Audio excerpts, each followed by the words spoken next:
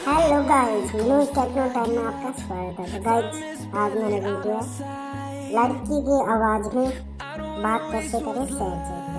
तो guys, application दिखा दूँगा, ये शेयर चैट दिख रहा होगा आपको। शेयर चैट पे आप रियल आवाज़ निकाल पाओगे लड़की की, बच्चे की, वॉइस चैटिंग, ठीक है।